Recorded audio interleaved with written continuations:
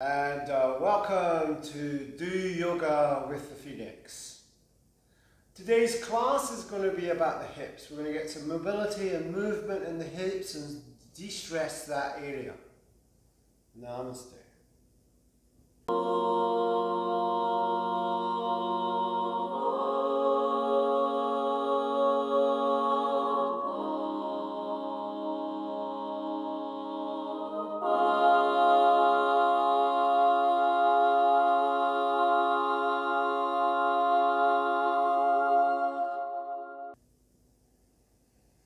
Okay, so like I say, we're going to get some movement through the hips today using a number of different postures. Some of them are quite challenging, and it's going to be a yin yoga class, as I said, suitable for everyone, yin yoga. But it's like everything, you have to be discerning when you're doing yoga, any type of yoga. Remember, it's your body and it's your practice. So be gentle with yourselves. And there's a saying in yin yoga, if you're feeling it, you're doing it. So be mindful, remember that. So we're just going to take our hands into Namaskar. We're going to take a gentle Om to start the class. So taking a nice big deep breath in.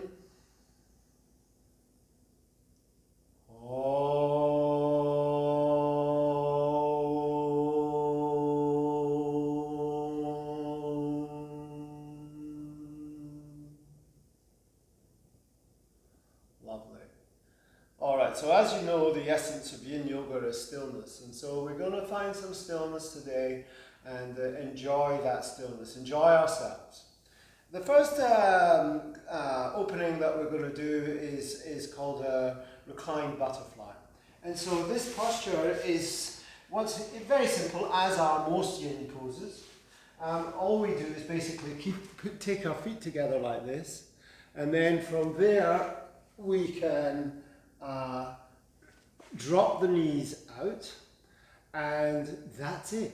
Now, if you find that this is too challenging for you, you find that this is really sore and gets too much, then you can take a bolster or a block or blocks or pillows or anything really that supports your knees.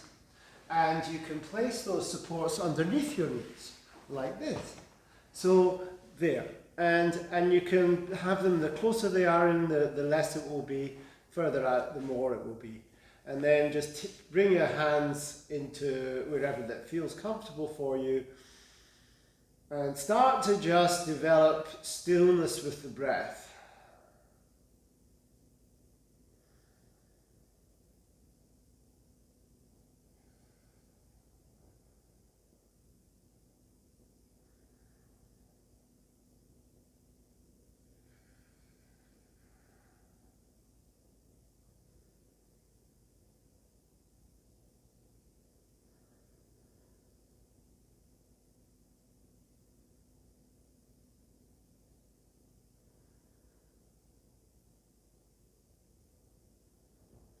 Feeling the breath moving in and out of the body.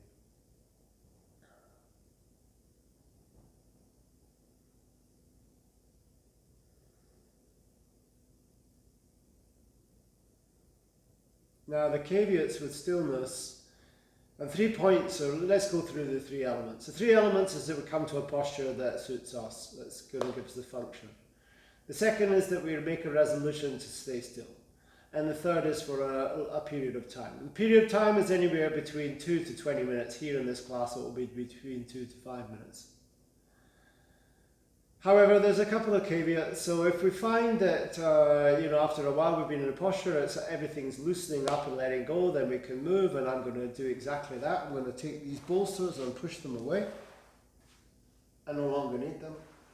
Then I come back to the posture and come back to stillness. That's the first caveat. Now, if I found that there was an achiness and I could point to an area that was causing me concern, then I would just come out of the posture, coming into Shavasana, and just let that go. So giving yourself permission to come out of the posture anytime throughout it. And those pretty much are it. So if you can find more depth, you can move, and if there's any pain, then you can come out. That's it.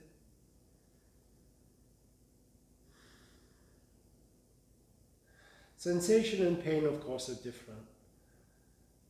You know what pain is. We instinctively know when something is not right and it's painful. You stub your foot off the bed, the sideboard, you're not going to do it again. However, you go out for a run, yeah, sure it's hard, but you're likely to go back again.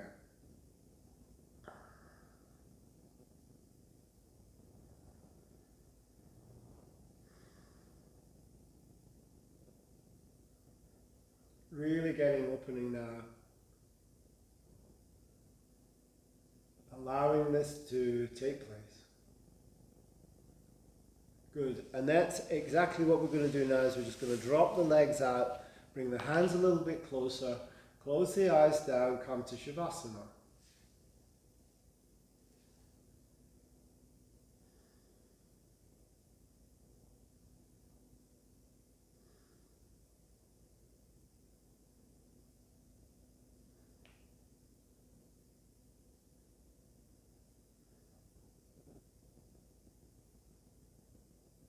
Taking a rebound.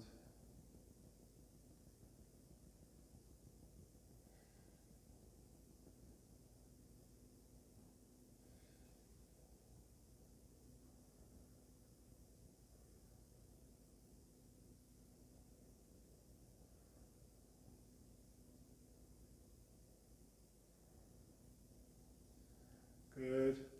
And just let that go.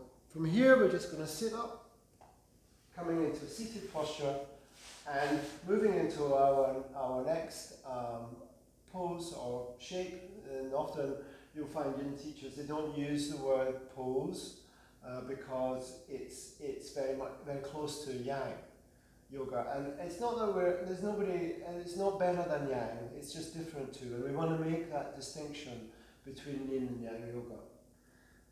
They both complement each other, so we can do both practices, and it's actually desirable to do both. So if we bring our leg over well, I've got my right leg over my left. If you're left-handed, it might be the other way. Doesn't matter because we're doing both sides anyway. And then from here, all we need to do with this posture, it's called half shoelace, is just drop over the leg.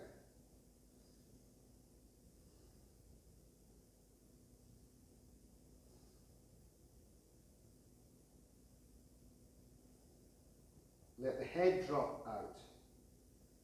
Now you're probably going to get quite a big sensation through the calf up in this area and into the hamstrings, which is what we're after. Now you might get a little bit here as well, but we're just opening that up because we're going to move into a posture full one later, which will very much open up that area. So just enjoy this. Open up the back, let the back of the leg open up. And I'm not going to touch on, I might touch on meridian lines, but the gallbladder meridian line is stimulated with these hip opening postures. And one of the things that's really good about having a flow through the good flow through the gallbladder meridian is decision making. So if you've made a decision to do yin yoga, you maybe achieved pretty good through your gallbladder meridian, because it's about the best decision you've made today, maybe.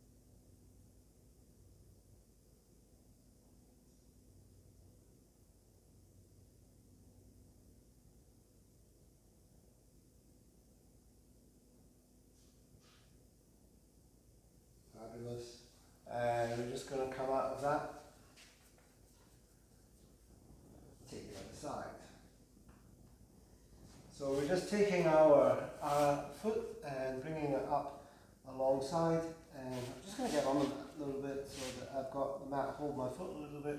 But we don't need to push or pull anything in yin yoga. It's not about that. It's about allowing the shape to develop, allowing gravity to move us into the shape. That's what it's about. And it's such a simple practice.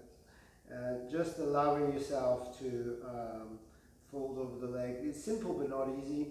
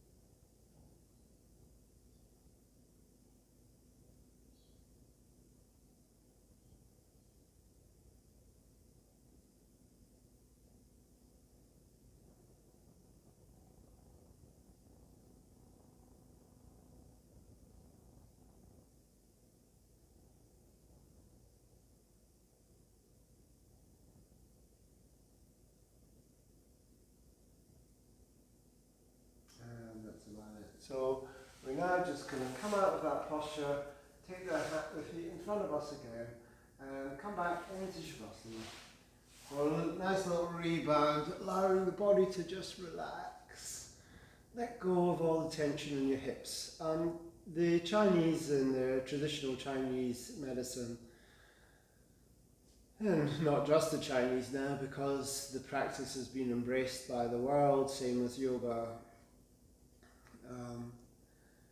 They believe that one of the main areas that we carry our stress is in the hip. So the Chinese have a similar system, or as far as energy is, called qi in Chinese philosophy,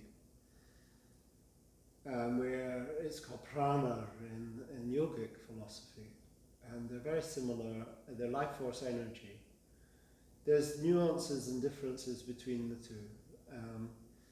The Chinese believe in a meridian line system, which is energy lines throughout the body, and the yogis believe in nadis, which are energy lines throughout the body, except the nadis is a lot more. They're more like the nadis are more like the nervous system, and the meridian lines are more like the vascular system, I suppose. I mean, that's very simplified. It's not really like that.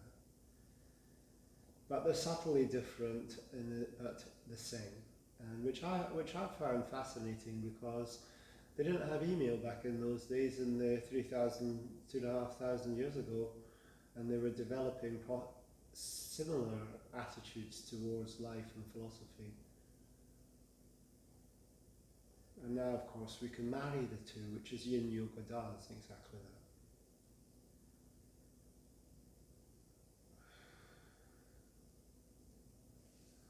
Fabulous. I'm just going to come out of that now, and I'm going to move over into. I'll change just coming into. Come around that way. Mike's actually over here, so I'll move this way. All right. So we're just going to take a little bit of movement now, just through the hip. Get some synovial fluids.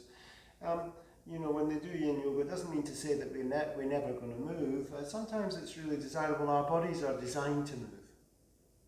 So we're designed for movement, and that's part of parcel what's wrong with society nowadays, is that people don't move their bodies, and so consequently they get sedentary, and the nadis, or if you want to think meridian lines, get blocked because there's no movement through them, there's no energy flow through them, and that causes dis-ease. disease in the body, and that's what a Chinese doctor will take a needle and move it, and an Ayurvedic doctor will do yoga asana mainly to move it, and use diet as well. They both use diet, of course. So now we're going to take our right leg forward, and we're going to just take the left leg back as far as it goes. I'm going to grab myself a bolster here, and you can grab a bolster or a block or whatever suits you, and tidying up as I go. And we're going to come into a posture. I know this posture, and I know how I like to do it, of course, because I've done it many, many times. But this posture is called a winged dragon. So what we're going to do is a beautiful posture for opening up the front. We did the half shoelace, which kind of opened up the back. Now we're going to move into opening up the front of the body, the hip flexors, and allowing this knee to just drop out. So that lets us open up the hip in that area as well. So now you might like to just stay here like this. If that's enough for you, that's fine. If you want more out of the posture and you feel you can come deeper, you might like to, and this is how I do it, I come onto a bolster like this, drop my head. Or you might like to come all the way down, and lots of people can get both elbows down on the ground that I've seen. That's fine, it's up to you where you come. So for me, my posture is this, and I just let that develop there, like that.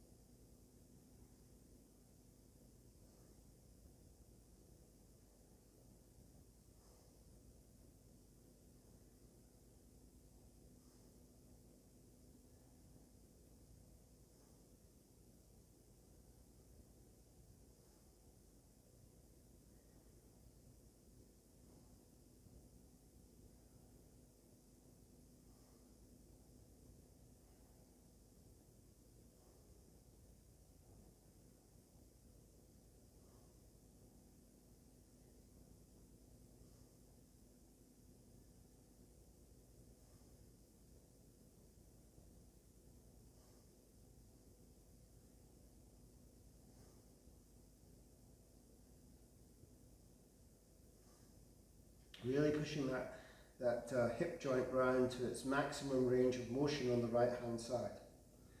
And this is really good for moving the tendons and stretching out the tendons and the ligaments that hold the hip. And we've all know somebody that's had a hip replacement nowadays, if you're older like me. And really, they're a fantastic operation. I'm not knocking it at all, and if they help people with their lives, but begs the question of whether they actually needed it if they had been active in their lives. Maybe, maybe not. I'm not going to judge that, but certainly a lot of 70% of our ailments nowadays that kill us and disabilitate us are preventable. They're lifestyle related illnesses nowadays.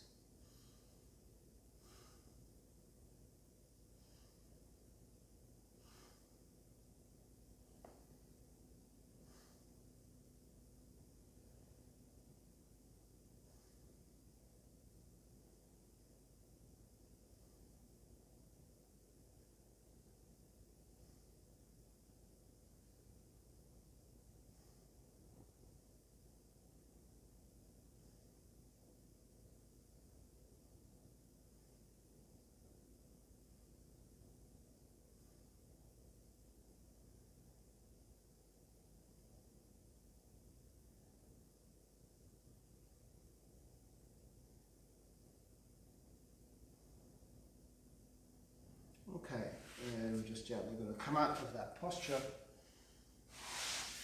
take the leg around, and we're going to take a little bit of movement through there, just getting synovial fluids flowing through that hip area that we've just moved, manipulated. Alright, let go of any stress. You can feel it dissipate, let it go, let the stress go. Beautiful. And now we're going to come into the other side. Same posture, winged dragon, other side, so you can see it from the other side now. it's quite a challenging posture, and in this class there is some challenging postures. So the mind is going to play tricks on you. The mind is going to tell you to come out.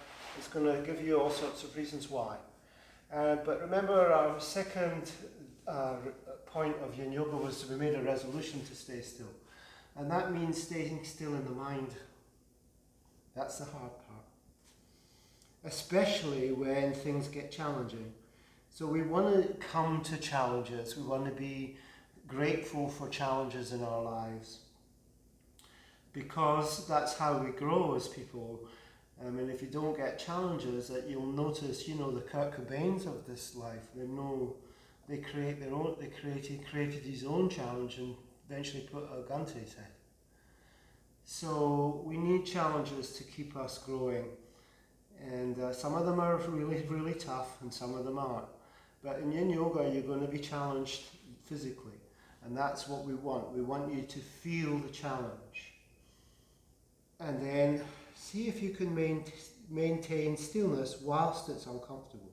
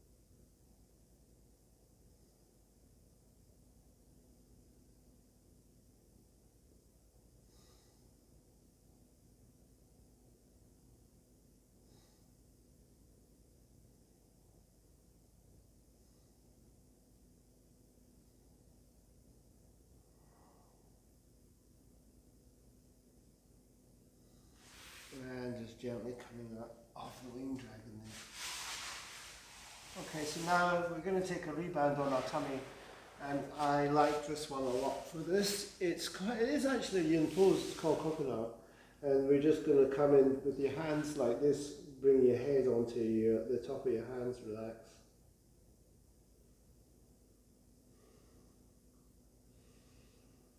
So rebound is about becoming aware of your body and how it responds to stimulus that you've just created, how it's reacting.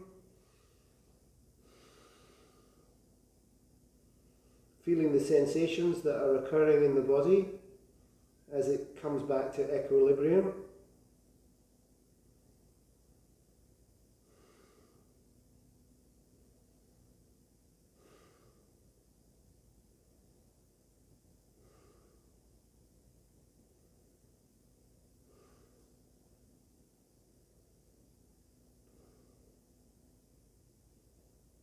All right. From here, we're going to come back once again into a stronger posture. This one is going to open up once again into the inner thighs, so moving backwards and forwards.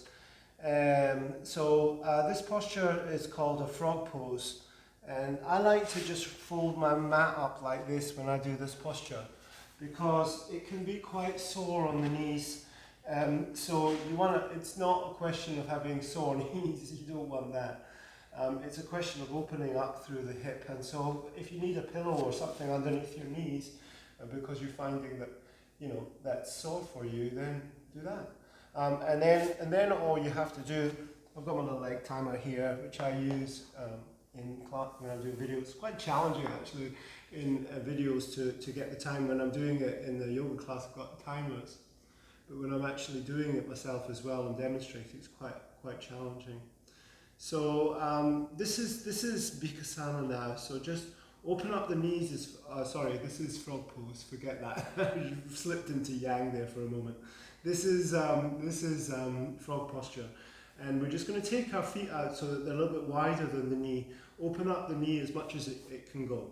Then from here, you can lie on a bolster if you wish. So you can take a bolster, if you've got one, or a blanket, and lie down like this. That's kind of nice. That's one way of doing it. I kind of like that. I often do it this way, or you can just stay up on your elbows and drop the head like this. Either way, whatever turns you on, I think I might do it this way today. And just because you do it one way, one day, you don't have to always do it the same way. Try it another way. Explore your body. It's the greatest thing that you'll ever get, so you might as well make the most of it. Explore. So when you're doing it this way, I generally tell people to move their head after about halfway through. But we want our pelvis to be pushed back, but we don't want to come into our child's posture. Let the belly drop out.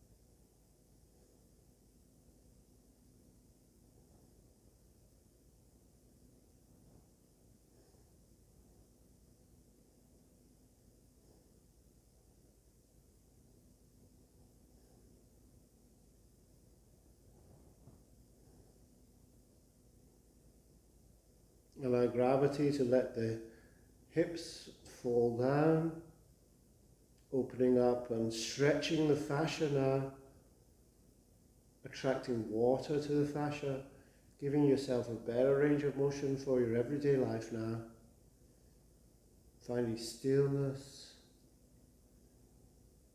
being in the moment.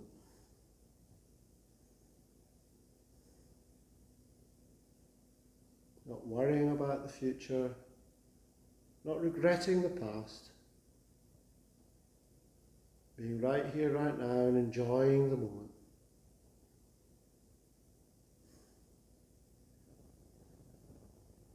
Good, fabulous. Just dropping out of that posture now, you probably find that's quite challenging for you, and so we're going to just come into a child's pose, and I just like to drop into child.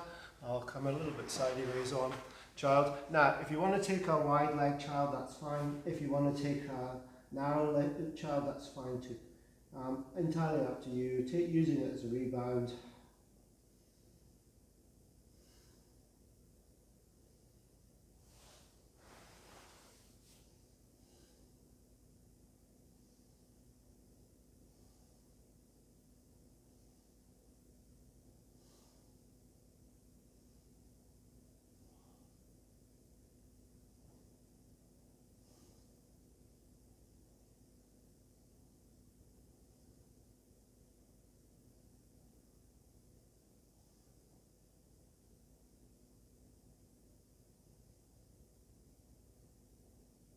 Good, and just let go. Okay, you'll hear yin teachers saying, just let go. And that's such a wonderful piece of advice for everything. We want to practice being the ability to let go of situations that we might have otherwise held on to. And if we do hold on to them, they'll manifest themselves as stress. And it could be in your neck, or your back or your knees or your hip, but you're not just going to get over it. So the idea of letting go and allowing yourself some pieces is what it's all about, really. All right, so the last posture that we're going to take for the day is going to once again come into that opening up through the outer hips and stimulate that gallbladder meridian line as well. I haven't talked too much about meridian lines, and I don't often sometimes. So this posture is it's called a shoelace, and so what we do with this posture is we take our right or left leg around the other leg, and then we make sure that there's some space. So I've got my right leg on top, and my left leg is, I'm just going to move the foot out of the way so that I can sit down in between my legs. However, for me that's too strong. So I need to actually put something underneath my butt. So I find a bolster or a block. I can just place that underneath there. And I've got my hamstrings and my quads together. And this foot, you can't really see it in the camera, but you'll see it the other when I do the other side, is out of the way, and I'm supporting my butt here. Now, that might be enough for me. And if that is, that's fine, just stay here. Remember, it's the hip that we're working, so you want to feel a grungy kind of feeling in the side of in the hip here. And then you might feel that you want to come a little bit more out of it, or you want to come forward into it, then you can do that.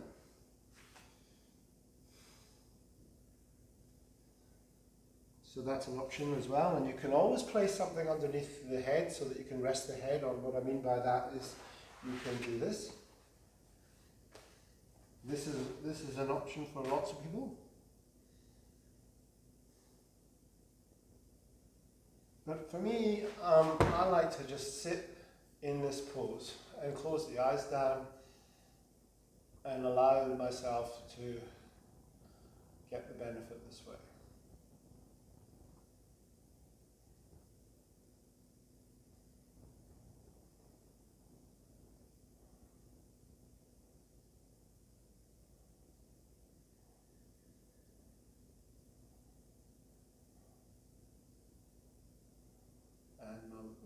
My body is definitely opening up. I'm going to try and come down a little bit more. There we are. Ouch.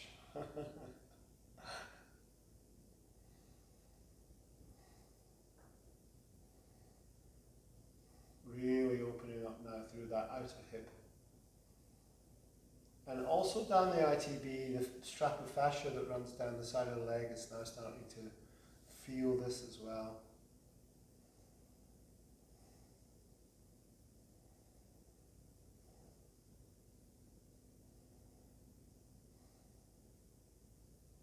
Coming to the breath, soft and easy.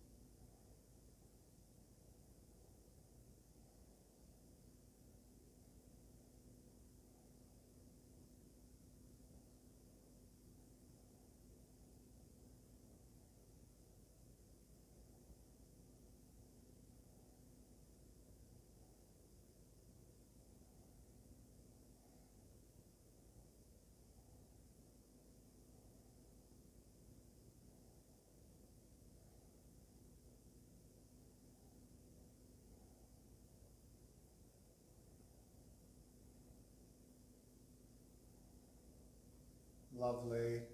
All right, so we're just going to come out of that and we're going to unwind, untangle ourselves and take a little bit of movement through the hip joint now. Just whatever you feel like. You might like to even come into, well, not exactly a downward dog, but more or less. And then coming back.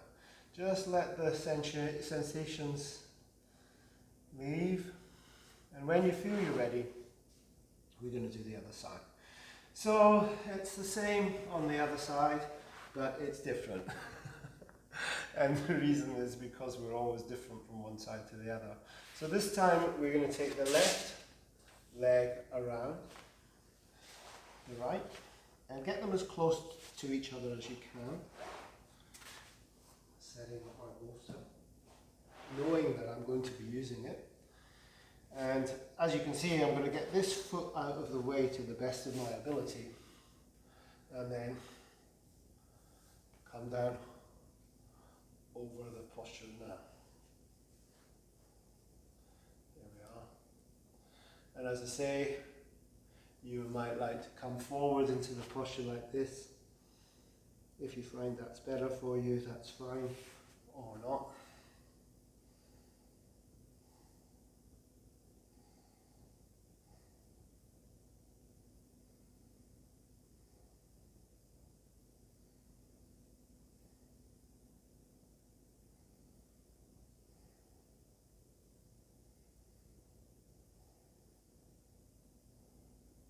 So we're holding these for about 3 minutes approximately.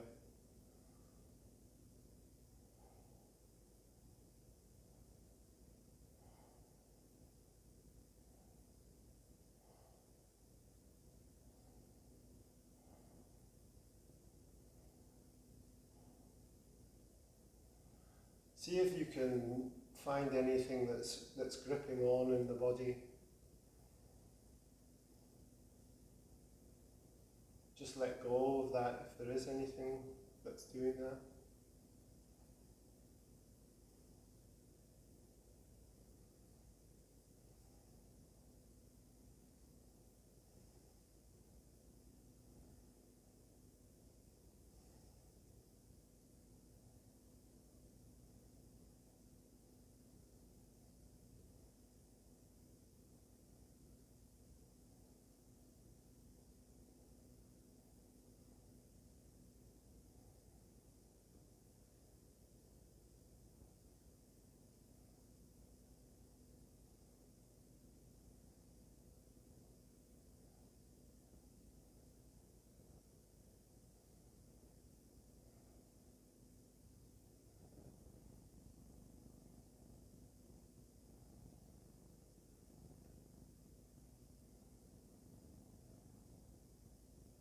The side's feeling really good, and I don't feel the need to drop the bolster away at all. I'm happy here, I'm getting the benefit, I can feel it. I'm going to allow myself, it's 1 more minute to go, so if you feel that you want to move in the posture now, there's a good opportunity to do that. But I'm feeling just really good right now, so I'm allowing myself, give myself the opportunity just to let this go through.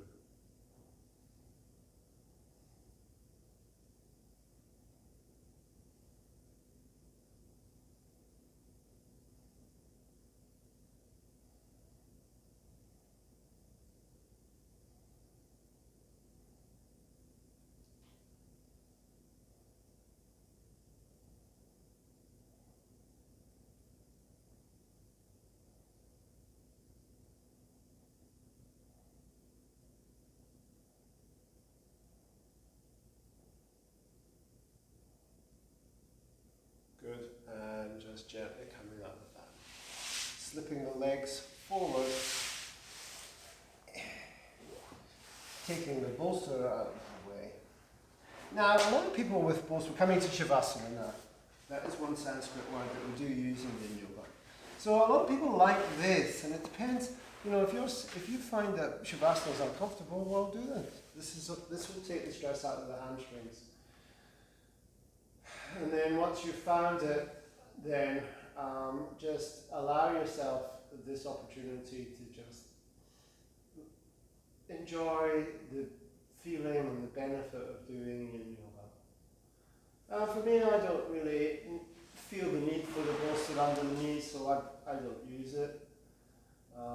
But everybody's different, so you do what you need. And then what I like to advise people to do is just to tuck the chin in a little bit, so that you're getting a little bit of a stretch through the cervical section of the neck. And we're just going to do a little bit of movement once again through the hips. A little bit of windscreen wipers just to get a little bit of movement there after those long static holds. Twist, drop the legs out and relax. Come to the breath.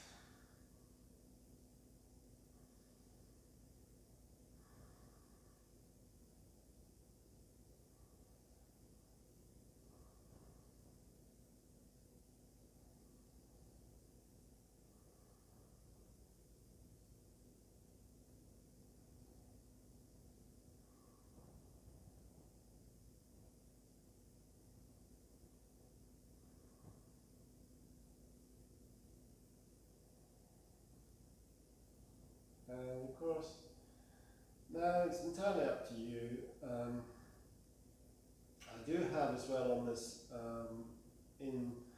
I'll link it through the video, but I have a Nidra practice, Yoga Nidra, and it's wonderful to do it after.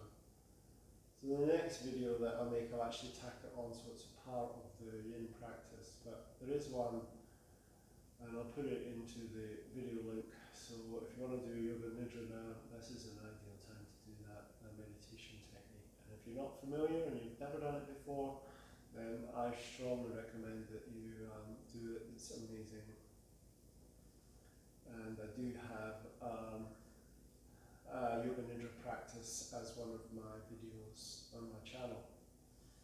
Please subscribe to my channel and you'll find it. Coming out of that, just taking a bit of a stretch. You stay in as long as you want. Just gently rolling out. Grabbing my bolster once again.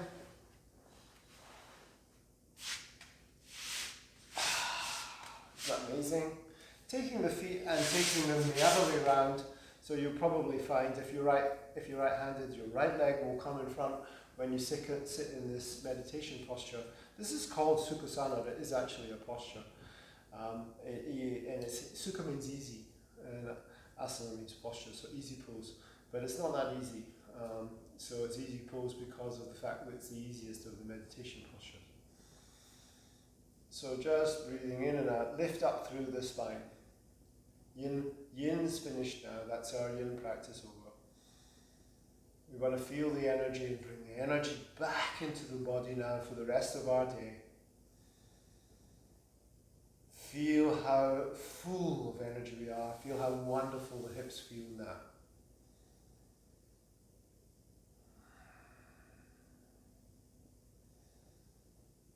Fabulous. Take the hands into Namaskar. We'll seal the practice with an Om mantra. Taking a nice big deep breath in.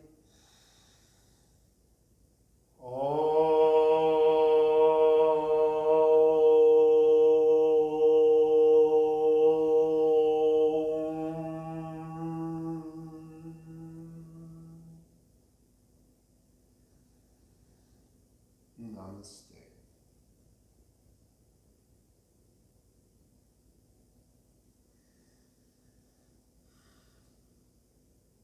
If you loved it, subscribe to the channel. See you soon. Thank you very much.